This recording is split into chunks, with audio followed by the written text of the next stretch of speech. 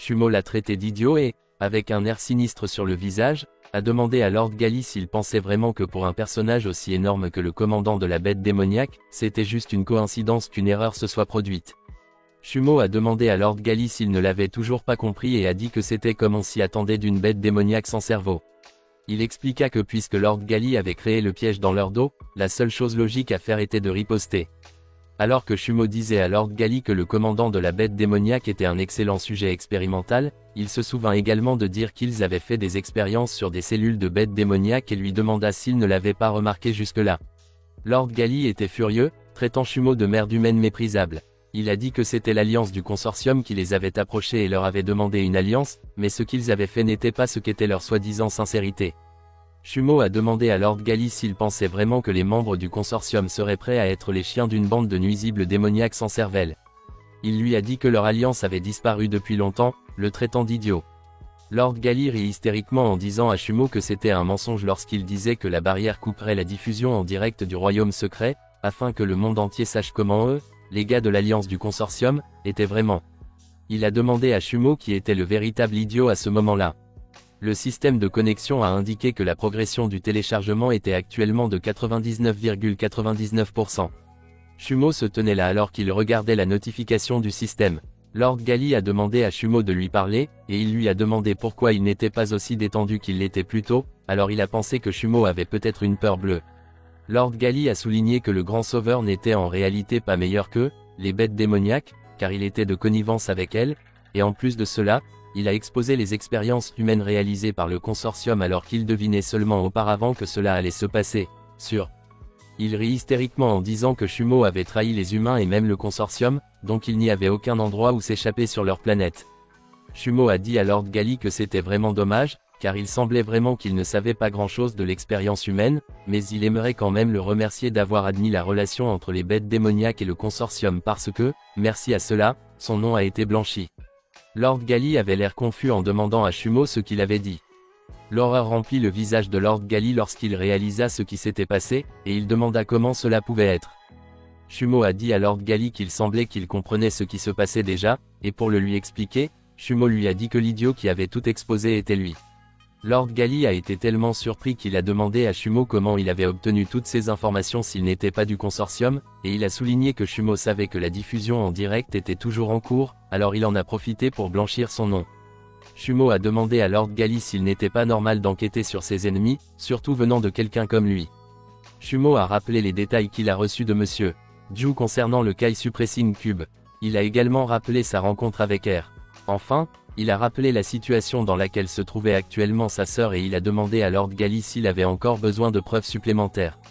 Shumo a dit à Lord Gali qu'une fois la mission du royaume secret terminée, la première chose qu'il ferait serait d'éliminer le consortium Lee. Bien qu'il ne puisse pas en être témoin, Lord Gali a demandé à Shumo de lui dire quand il avait commencé à se rendre compte que la diffusion en direct n'était pas bloquée. Shumo a dit à Lord Gali qu'il le savait depuis le tout début parce qu'il avait beaucoup expliqué sur la barrière qui le piégeait, parlant de son trésor qui ne pouvait pas être percé et qui empêchait même le royaume secret d'identifier si le patron était mort. Shumo a déclaré que Lord Gali avait donné ses explications pour lui donner l'impression que la barrière était capable d'isoler l'endroit de tout, et après cela, il lui a même dit qu'elle pourrait bloquer la diffusion en direct. Il a dit que les allusions de Lord Gali étaient trop mal faites. Pendant ce temps, sur le stream de Shumo, un public a commenté qu'il ne savait pas comment décrire ce qui venait de se passer parce qu'il était choqué, et tout ce qu'il pouvait dire, c'est que Shumo était vraiment un dur à cuire. Un autre a commenté qu'il savait que Shumo agissait simplement de manière stupide tout le temps, et que c'était son vrai moi. Un autre a commenté que le surnom de Shumo devrait être changé de Bossmo à Demon King Mo parce qu'il était non seulement fort mais aussi extrêmement intelligent. Un autre a commenté que même si tous les sauveurs étaient piégés, avec Shumo là-bas, ils ont soudainement ressenti un sentiment de sécurité, sachant que tout irait bien. Soudainement, le panneau et le système ont émis une notification indiquant que la progression actuelle du téléchargement atteignait 100%. Shumo a regardé la notification et a pensé que finalement la mise à jour était à 100%, et qu'elle était juste à temps. Mais le panneau et la notification du système ont soudainement montré que la progression actuelle du téléchargement était de 101,5%, et Shumo a été surpris, se demandant pourquoi il progressait encore. Shumo avait l'air inquiet alors qu'il se demandait si le système le dérangeait parce que la progression était censée être terminée lorsqu'elle atteignait 100%, donc il ne savait pas ce que c'était que ces 101,5% absurdes. Il pensait que la bête démoniaque devant lui était déjà extrêmement en colère, et il pouvait sentir qu'il allait s'attaquer à lui à tout moment, alors il se demandait s'il perdrait soudainement son contrôle au milieu du combat plus tard, à mesure que le téléchargement progressait. Ce n'était pas encore fait. Comme au bon moment, le panneau et le système ont émis une notification indiquant qu'en raison de la compatibilité accrue de l'hôte et de l'expérience légendaire de God of War, le chargement de la progression au-delà de 100% récompenserait l'hôte avec de nouvelles compétences et le combat après 100% de progression a été atteint ne rendrait pas la puissance de l'hôte incontrôlable. Lord Gali a déclaré qu'il avait sous-estimé à quel point Shumo était rusé et qu'il était négligent. Il chargea vers Shumo, disant que dans le royaume secret qu'il avait créé, le pouvoir était la seule chose qui déterminerait l'issue de leur bataille et le sort de l'humanité. Shumo a bloqué sans effort l'attaque de Lord Gali. Lord Gali fut surpris que son attaque ait été bloquée, mais il fut encore plus surpris lorsqu'il réalisa que son attaque n'atteignait même pas Shumo. Shumo attrapa le bras de Lord Gali. Shumo tira Lord Gali sur le côté et lui ordonna de descendre. Lord Gali pensait que le schéma d'attaque de Shumo était quelque chose qu'il ne pouvait pas comprendre, alors il se demandait s'il allait simplement être jeté au sol comme s'il était un tissu déchiré. Lord Gali tomba rapidement. Il y eut une énorme explosion à côté de Shumo lorsque Lord Gali toucha le sol. Pendant ce temps, au studio, Yi Xuan criait en disant que le regard de sang-froid de Shumo venait vraiment de lui transpercer le cœur, et qu'il était incroyable d'avoir la sagesse et le pouvoir nécessaires pour jouer la bête démoniaque comme si elle était sur la paume de sa main. Là où il avait regardé Yi Xuan consterné alors qu'elle lui disait de se contrôler, elle a dit que Shumo ayant le titre de sauveur le plus fort était bien mérité, et en même temps, elle aimerait dire que tout le monde regarde l'écran en ce moment, devait des excuses à Shumo. Pendant ce temps, sur la station balnéaire insulaire, la fumée de l'explosion a commencé à se dissiper. Alors que Lord Gali émergeait de la fumée, Shumo fut surpris d'être encore en vie et dit qu'il était plutôt résilient. Il a ordonné au seigneur Gali de défaire la barrière, d'empêcher ces bêtes démoniaques de s'en prendre aux cultivateurs et de faire en sorte que la mission du royaume secret soit accomplie, et peut-être qu'il pourrait épargner sa vie. Mais Lord Gali a dit à Shumo qu'il avait déjà prédit que sa force serait bien au-delà de ses attentes et qu'en tant que tel, il avait fait des préparatifs préalables pour le combat. Deux silhouettes sombres ressemblant à Lord Gali apparurent soudainement. Shumo a demandé au seigneur Gali si son plan était d'appeler davantage de bêtes démoniaques floues à l'intérieur de la barrière pour se liguer contre lui. Tout en absorbant une énorme quantité d'aura noire, Lord Gali a dit à Shumo que ces personnages étaient ses batteries et qu'ils avaient stocké de l'énergie afin de la lui transférer. En tant que tel, il serait capable de revenir temporairement à son état le plus fort sans avoir limité Kai. Lord Gali a dit à Shumo qu'il admirait vraiment ses ingénieuses techniques de combat, donc pour montrer son respect, il le détruirait alors qu'il était dans son état le plus fort. Jiang Yutong a frappé la barrière avec son épée. Jiang Yutong a dit que la barrière était certainement dure, mais Yu Kai et Yan lui ont dit de continuer à frapper la barrière car il pourrait éventuellement faire sortir Shumo, et elle a ordonné à Jing Shan de continuer à frapper avec son éventail et de ne pas s'arrêter. Jing Shan a demandé s'il ne trouvait pas bizarre que la bête démoniaque gaspille autant d'efforts pour utiliser le patron du royaume secret comme appât pour piéger Shumo à l'intérieur, mais cela n'a rien fait pour les empêcher de le frapper. Il a dit qu'il ne pouvait penser qu'à deux raisons. Premièrement, il savait que la barrière était suffisamment dure pour que même Shumo ne puisse pas la détruire et qu'il leur était impossible de l'égratigner, et deuxièmement, les bêtes démoniaques avaient quelque chose de plus important entre leurs mains. Comme au bon moment, une cloche faite d'une aura sombre se mit à sonner.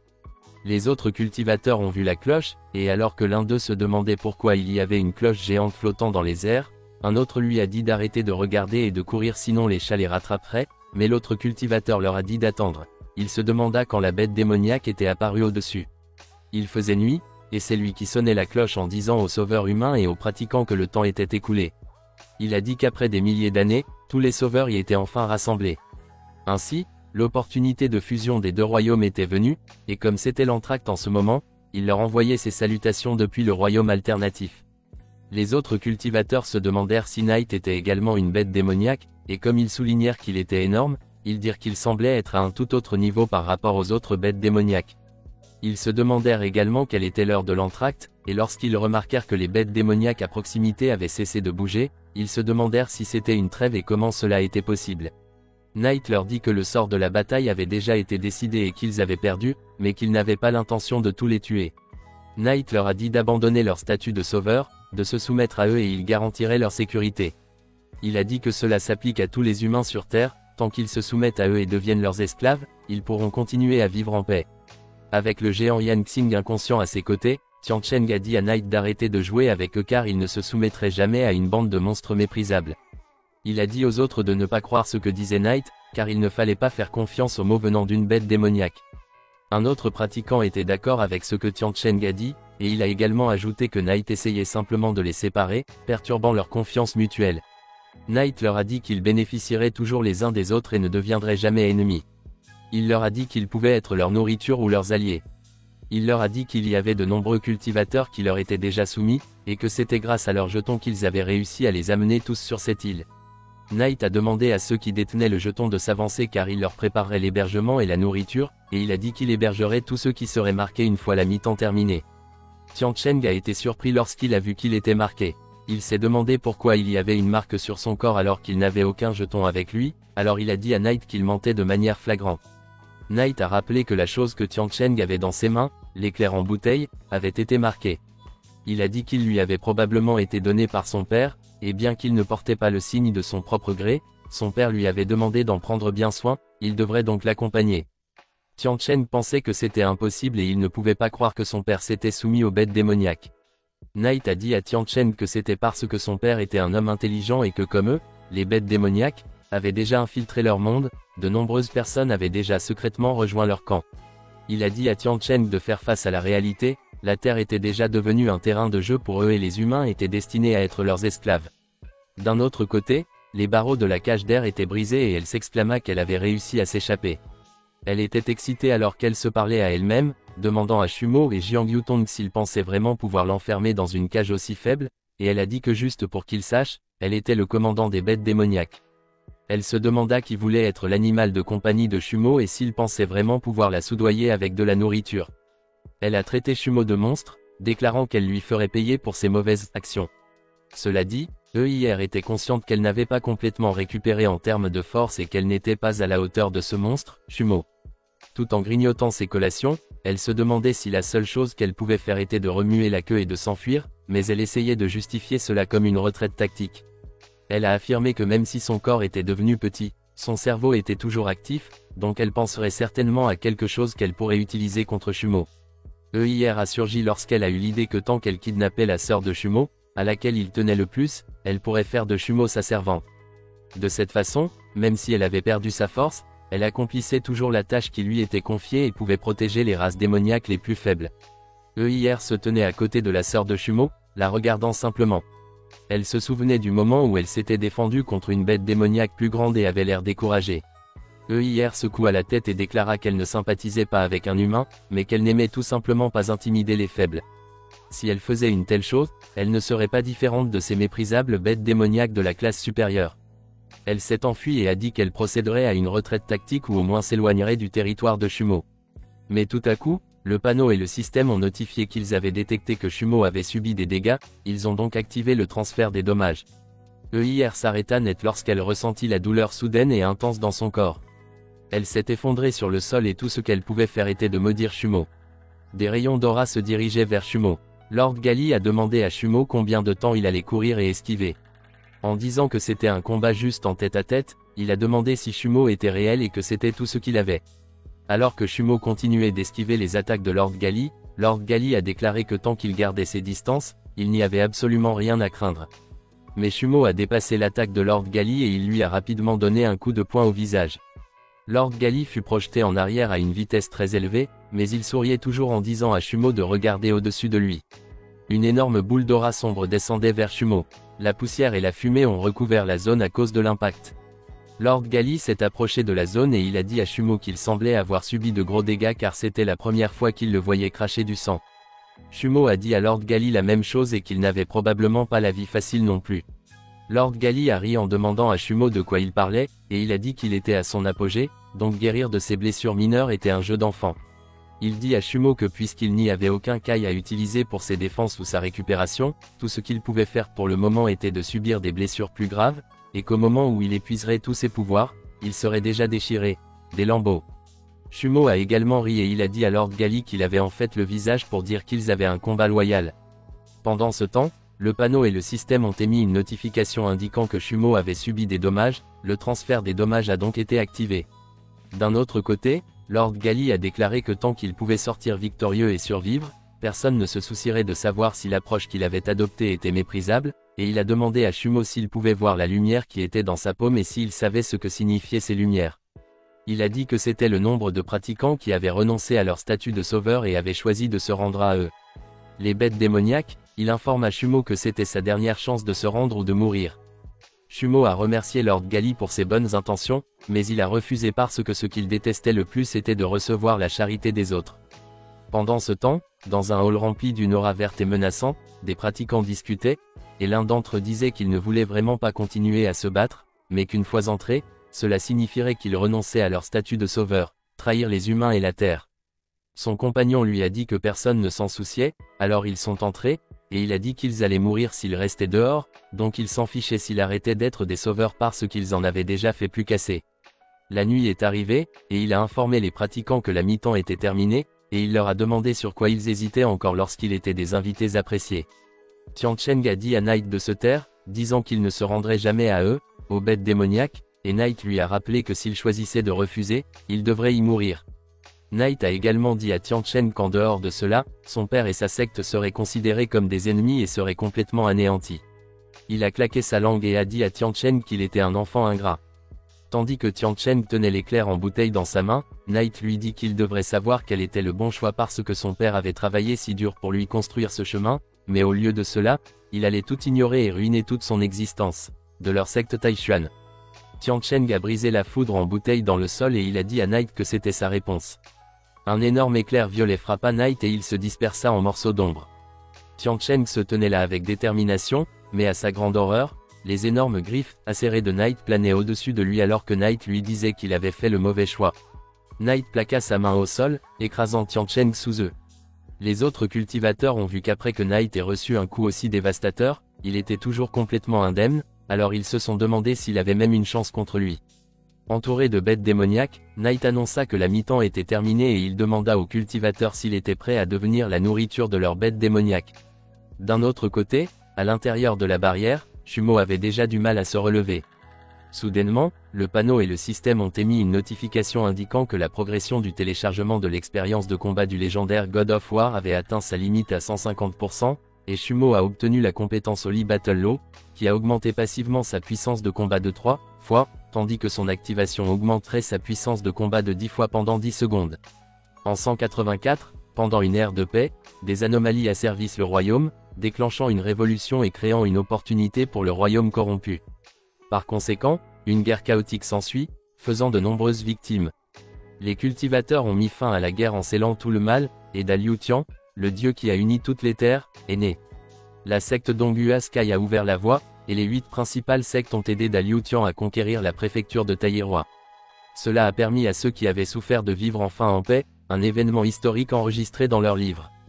Pendant ce temps, quelqu'un a donné à une autre personne son salaire mensuel, qui s'élevait à 50 pièces spirituelles, et lui a dit de le prendre. Le travailleur a exprimé le désir de quitter son emploi et l'homme lui a demandé s'il était sérieux, notant le revenu bon et stable. Il a demandé où il pourrait trouver un emploi comme celui-là. Le travailleur a exprimé sa fatigue du travail et a mentionné avoir économisé de l'argent au cours des dernières années. Leur projet était de rentrer chez eux et d'ouvrir une petite boutique. L'homme a compris, suggérant que le travailleur pourrait prendre congé après avoir effectué une autre expédition. L'ouvrier travaillait comme porteur depuis 5 ans, à partir du moment où des bêtes démoniaques ont commencé à apparaître. En préparation de la guerre contre l'autre monde, Daliu Tian a créé le royaume secret. Les prisonniers qui avaient commis les crimes les plus odieux étaient envoyés à Daliu Tian, où ils deviendraient des offrandes sacrificielles dans le royaume secret. Cependant, les sacrifices dans les expéditions actuelles des travailleurs semblaient inhabituels car ils comprenaient des personnes de tous âges et de tous sexes, portant toutes des vêtements en lambeaux, ressemblant à des villageois ordinaires. Il y avait un vieil homme fou et borgne, enfermé seul dans une voiture séparée. Le vieil homme a demandé à l'ouvrier s'il n'était pas curieux de connaître son histoire.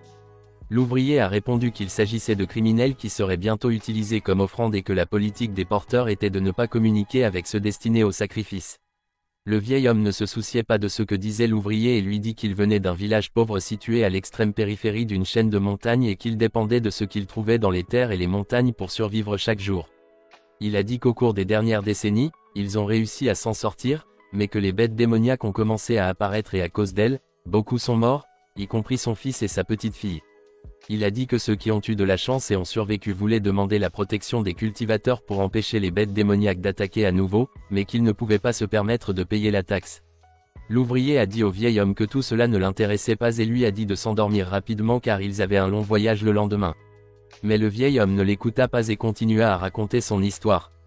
Le vieil homme a dit que pour combattre les bêtes, ils ne pouvaient compter que sur eux-mêmes, mais que les armes ordinaires ne pouvaient rien faire contre les bêtes démoniaques, et qu'ils n'avaient pas non plus le talent pour devenir des cultivateurs. Il a dit que heureusement, il était médecin et qu'il avait réussi à se retrouver avec le cadavre d'une bête démoniaque. Parce que ceux qui n'avaient pas de talent ne pouvaient pas devenir pratiquants, il décida de rechercher les secrets des bêtes démoniaques et disséqua son cadavre. Il a dit que les villageois soutenaient son idée, alors il a commencé à faire des expériences sur les corps des bêtes démoniaques, fusionnant les organes des bêtes démoniaques dans les villageois pour obtenir du pouvoir. Mais l'expérience était extrêmement dangereuse, beaucoup sont morts et certains ont connu des changements, mais sont rapidement devenus fous et sont également morts plus tard. À un moment donné, il a failli mourir lui-même en faisant une expérience. Le vieil homme a dit que malheureusement, à ce jour, parmi ceux qui ont survécu à l'expérience, aucun d'entre eux n'a acquis de pouvoir. L'ouvrier lui a demandé s'il avait aussi perdu un œil au cours de ses expériences, et le vieil homme a répondu qu'à cause des expériences, tous les habitants du village étaient considérés comme des criminels, alors les villageois l'ont traité de fou, ont dit que tout cela ne servait à rien, et qu'il n'aurait pas dû lui faire confiance en premier lieu. L'un des villageois s'est blessé à l'œil alors qu'il le battait, il a donc été séparé dans cette voiture seule. L'ouvrier a dit au vieil homme qu'il était vraiment fou parce qu'il était un mauvais médecin d'un village isolé qui pensait en réalité que ses recherches pourraient permettre aux gens ordinaires de surpasser les cultivateurs et de lutter contre les bêtes démoniaques. Le vieil homme a dit qu'il n'avait jamais nié que c'était fou, mais qu'il devait penser à un moyen de survivre, et il voulait juste aider ceux qui n'avaient pas le talent à acquérir la force de se protéger. Le matin arriva et les prisonniers commencèrent à voyager. Un jeune garçon était en colère et s'est adressé à l'un des porteurs en lui disant de ne pas toucher sa sœur. Le garçon a plaqué le porteur si fort que celui-ci a été projeté vers un rocher, et le rocher s'est brisé au passage. Le gamin qui était tout enchaîné n'a pas seulement tué le porteur d'une simple poussée, l'impact a même réussi à briser le rocher, et les personnes qui ont assisté à la scène ne savaient pas ce qui se passait. Le vieil homme de la voiture a ri en disant qu'il avait réussi et il a supplié les gens de libérer le garçon car il était le rayon de lumière et l'espoir de l'avenir. Mais l'un des porteurs vient de dire que le vieux fou dans la voiture racontait encore des bêtises. Il s'est souvenu de demander le talisman de communication, en disant qu'il voulait rapporter ce qui venait de se passer, mais l'ouvrier a pointé son épée sur lui. Il a demandé à l'homme s'il était devenu fou parce que, pas seulement les enfants, il avait même laissé partir tous les sacrifices et le vieil homme dans la calèche. L'homme était enchaîné à un tronc d'arbre et, alors que l'ouvrier s'éloignait, l'homme lui a demandé s'il connaissait les conséquences auxquelles il allait faire face. L'ouvrier se demanda que peut-être il était vraiment devenu fou, ou peut-être que c'était simplement le monde entier qui était devenu fou parce que, pour créer le royaume secret, les criminels avaient été sacrifiés et il les avait livrés.